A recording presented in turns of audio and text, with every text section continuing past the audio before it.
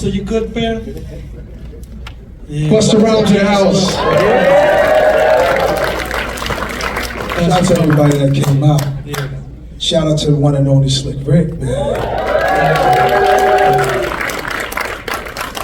If you told me when first heard Slick Rick say, put on my brand new Gucci underwear, that I would be, they didn't even exist at the time, Gucci underwear, they didn't even exist. So if you'd have told me back then I'd be sitting on the stage with him, I would have never believed you. And this is a great example of how dreams come true, because what you're looking at is a piece of his imagination. You're looking at my mentor, my teacher, with style, poetry, lyrics, just the imagination. I never heard nothing like you before. And I think the world's a better place because you're here, brother. I say this because he had no boundaries. He was our movie, our audio movie. We could listen to it. There was no rules. It was like listening to Richard Pryor mixed with whoever was the great Marvin, mixed with whoever you believed when you heard them. He had no boundaries and he pushed this thing to the next level. So let me get to some of these questions, y'all. Let me get to some of these questions.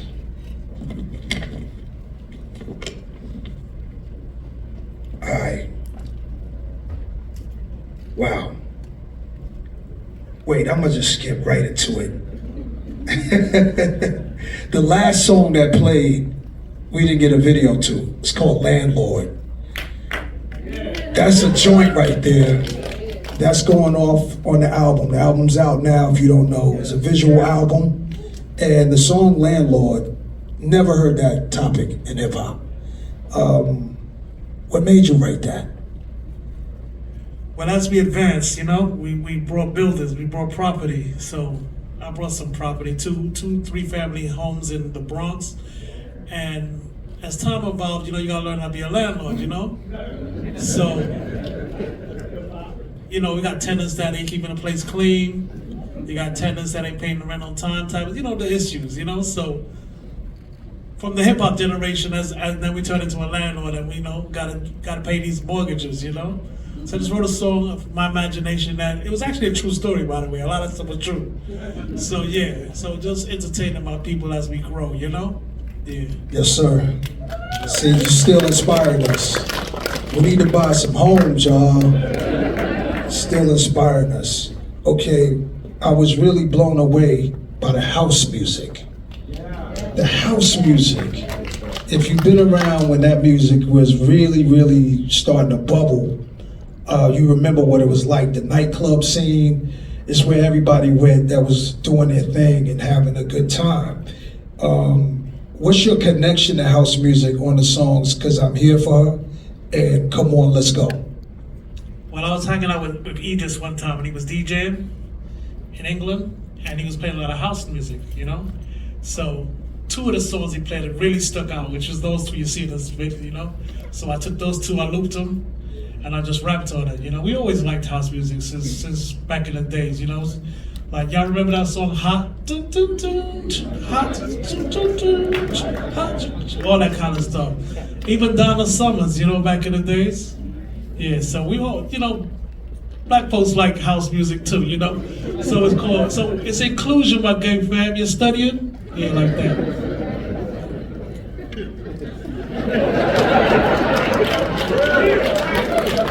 The rule is back, for sure. What's one of the streets, areas where, in New York City, where you was buying some of the royal jewelry? I got my biggest pieces from Canal Street.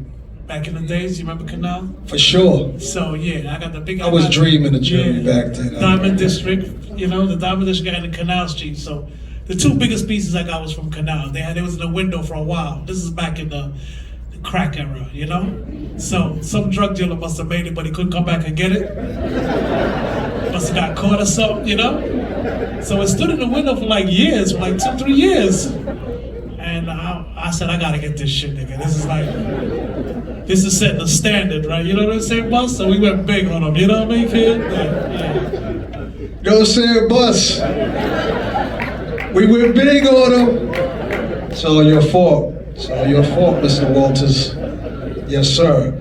Also on this amazing piece of work that you just put out, it's pure. It doesn't sound like anything but you. And that's something that we need right now. Something unique. We know your roots are Jamaican, so the dance hall music thing is definitely popping off on the album. The song Foreign, which has a sample you flipped called Double Barrel by Dave and Ansel Collins. Your parents are from Kingston, Jamaica. Talk to me at Jamaica, what's up? Talk to me about the Jamaican music you grew up listening to, and who are some of your favorite Jamaican artists? Shout out to my posses in the audience, so Pop, Valerie, Junior, Susan. Yeah, so my father and mother was Jamaican, so I grew up listening to their music. You know, way back it was called ska, S-K-A. That was a little before my time. That record is from ska, the one that's not there, you know? And then we just played with their stuff, looped it. Like I said before, we looped their stuff, gave it a little edge, and then ran with it, made it more modern. Yeah, so the Jamaican stuff comes from my parents, you know what I mean? Brooklyn loves Jamaican too. We have an influence. Jamaicans have an influence on us, you know? It's where the Clock Wallabies come from and stuff, you know? So each one teach one type, you know? Did you design those? Well, I put a heel on them, you know? Because that's how we move it now, you know what I'm saying, Mama? Yeah. So we put a little height on them, you know what I mean? Some people say it's platform, but swag, you know what I mean? I be telling Clock, come on, you gotta put some heel on us on this stuff, you know what I mean? Yeah, like that. Like that. Yeah, I hear the influence, the Jamaican influence, of course, on even your earliest works from Young World and on the Ruler's Back album. So we love to hear that. Of course, the song Documents with myself.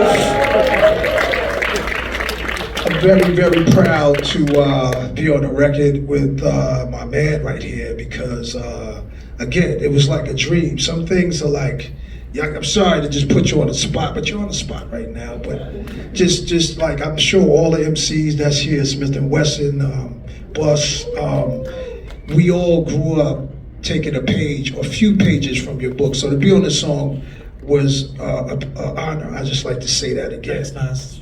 And Victory, the title. Why Victory? What does that mean to you? Victory is it was like a struggle to get to the finish line. You got like a lot of bopping and weaving, you know what I mean? And then when we get to the finish line, we just say victory like that. My wife really came up with the name Victory, you know what I mean? So, Mandy.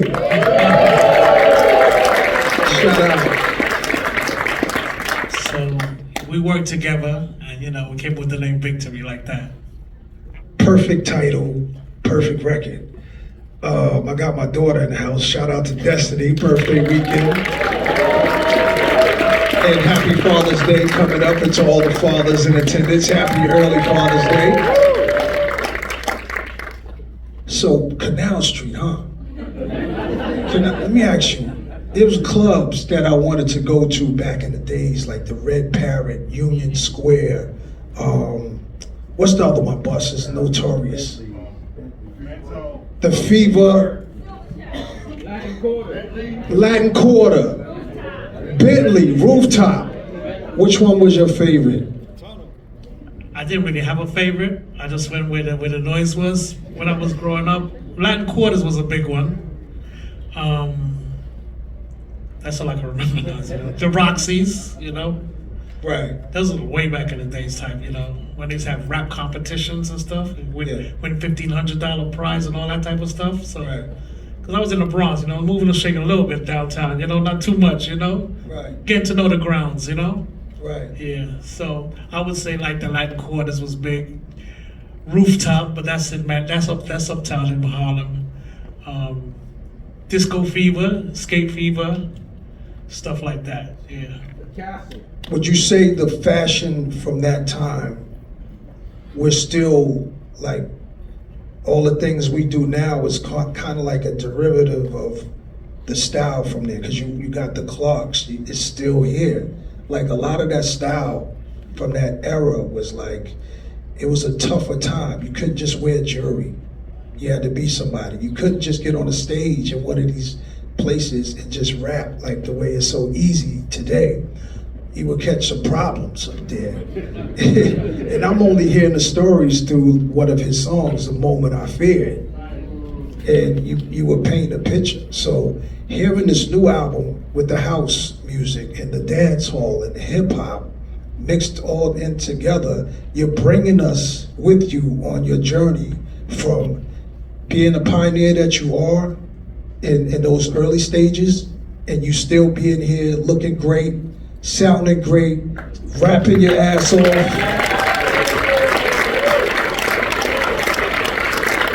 We can feel your passion for what you do on each bar, on each verse that you do.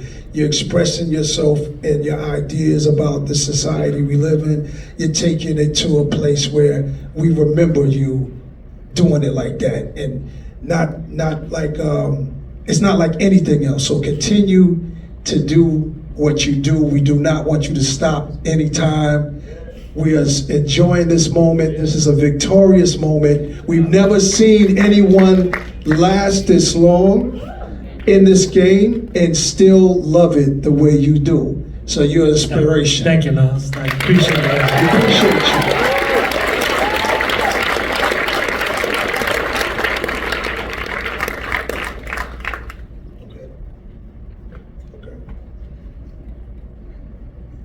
For sure. So you want to take this mic or okay? All right.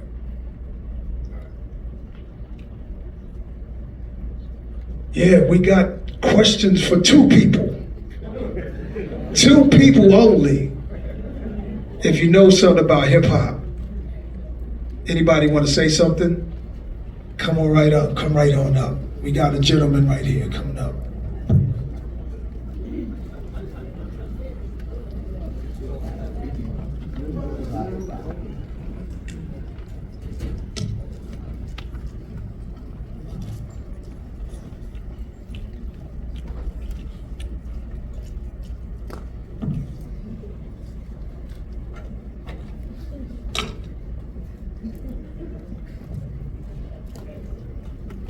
Bill Adler. Scott. Chill. I've got a two-part question. Number one, how did you and Idris hook up? Number two, what all did he tell you about hearing your music maybe for the first time when Great Adventures came out in 1988? You gotta say it again, Bill. You gotta talk into the mic, please. Test. You didn't hear me? Really? No, you heard Ross? All right, I'm gonna try it one more time. One more time. How did you meet Idris? How did the two of you hook up? And what did Idris say about your music and Great Adventures when he first heard it in 1988? Okay, we never spoke about him hearing the album, but we came from the same climate, from the wire. When he used to do the wire, that was our environment. You know what I mean? So the lingo, the way we talk, the way we interact. So when I met him at a club, we clicked. We clicked, and then we just do what we do, you know. And then we just had fun, and we entertain our environment. We make our environment rich, cozy, and everybody enjoys themselves. And that's why you see it's like a melting pot for the whole planet now. So yeah, he just, he put me on a pedestal with him up there, that's why we here, Thank you, Idris, thank you, celebrities, and thank you, Secret Squirrel. We have one more question.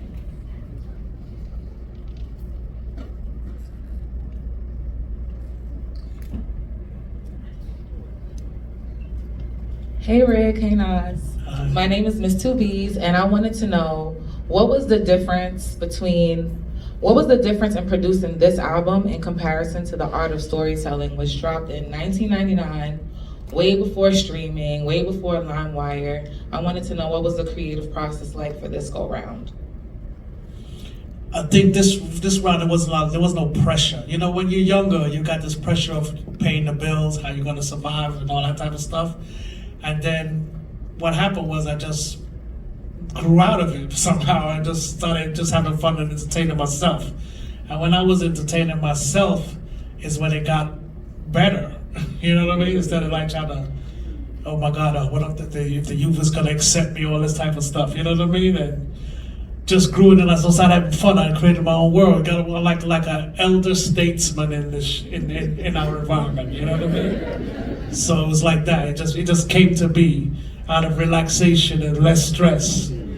So you know, we didn't have to really make the album, but you know, when we did it, you know, it showed our potential. We had the potential to bring the youth forward and not just be one-dimensional. You know. Sometimes you can be vulnerable. You always have to be the tough guy. Sometimes you can be vulnerable. All kind of romantic, comedy, drama, adventures. You go all over the place. Your imagination takes you. So that's what I did to cure my boredom when I get bored, you know. And I just start perfecting my writing and my visuals and all that stuff just for my own entertainment, you know. And then mirror it out to the public. So that's what he just did. He took us just having fun and brought it to the public. Like, let's see what the public think. Bring it to the marketplace. That's how we talk, you know. Bring it to the marketplace, and then see if the marketplace is gonna let us say, well, can we play now? Nigga, it's been 26 years, nigga, the fuck?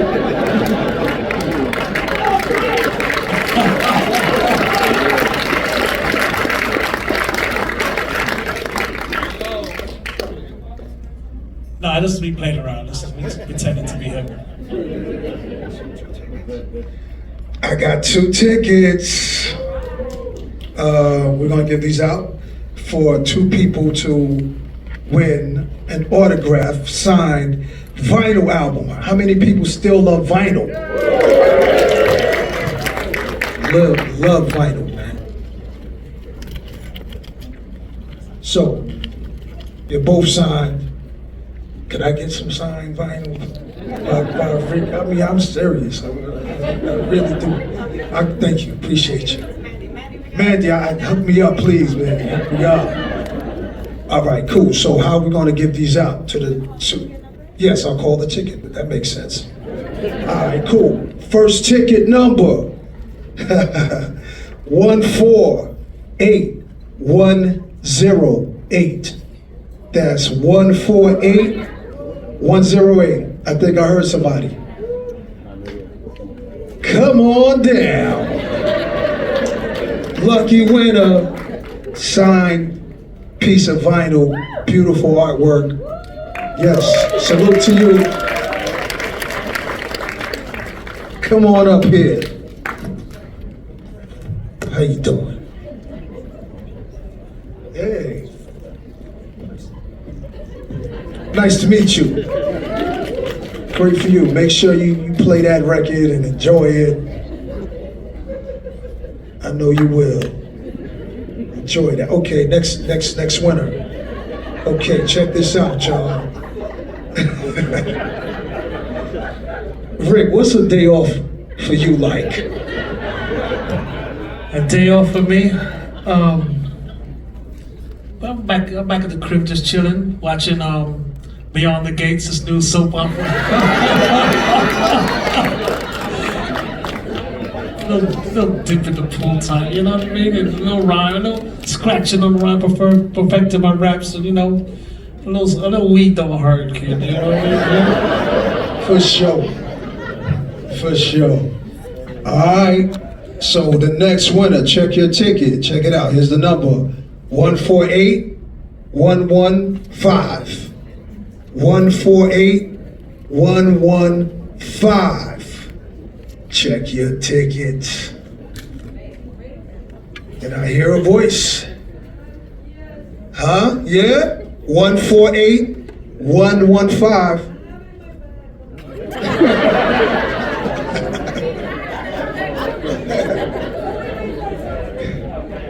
Yeah, find that ticket. Come get some of this wax. What's your favorite movie, Rick? Favorite movie? I got a lot. I like Dead Presidents, Paid in Full,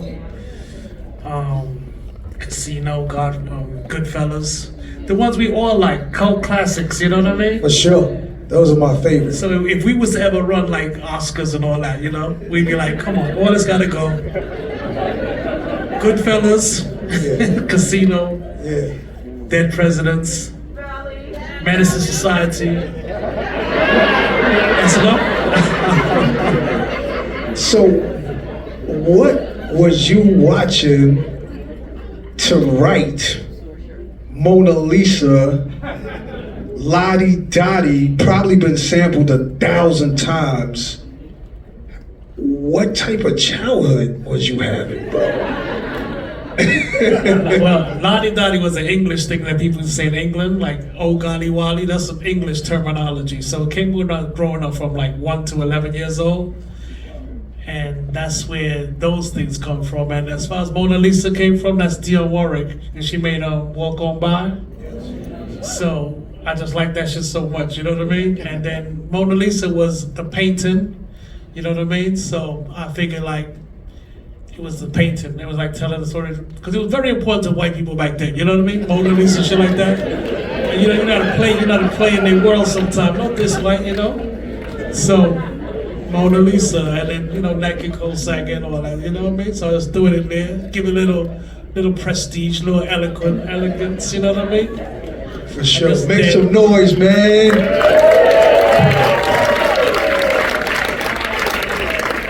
Do we have a winner? You the winner. This is the winner, y'all. So look, it's good. It's my man right there. That's it? Hold on, y'all. When you made the rulers back, there was a lot of people trying to sound like Ricky D. No, I'm not gonna start no trouble. Trouble. You said what you said. We love you for it. The album is out. Victory, y'all. This is what victory looks like. We thank everybody who pulled up for this incredible hip hop moment and visual album by the man himself, Slick Rick, the ruler.